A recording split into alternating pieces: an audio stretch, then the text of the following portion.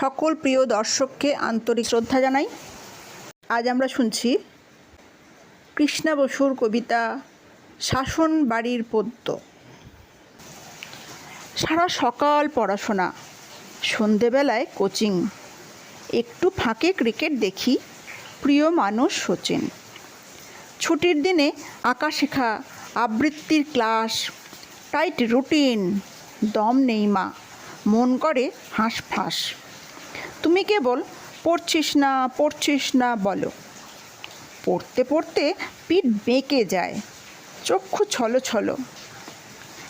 অঙ্কে একটু কাঁচা বলে নম্বর কম পাই, তা নিয়ে খুব ভীষণ বকো, দারুণ যাচ্ছে তাই।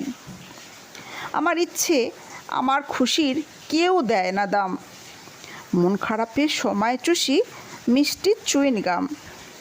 তার জন্য অনেক বকো, খারাপ আমি খুব, যখন তখন মন উড়ে যায়, মন দিতে চায় ডুব। তোমার শাসন, বাবার শাসন, শাসন দিনে রাতে, একটুও কি গল্প করো কেবল আমার সাথে? আমার জন্যে দিনের খানিক সময় দিতে পারো?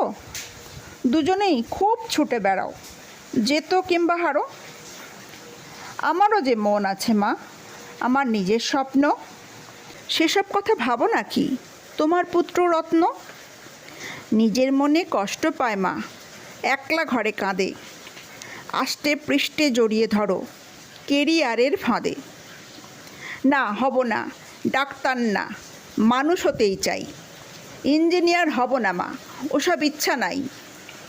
দেশ বিদেশে ঘুরতে ইচ্ছে, হই টই টই টই, আমার মতো বাঁচতে আমায় তোমরা দিচ্ছ কই? সকলকে অশেষ ধন্যবাদ।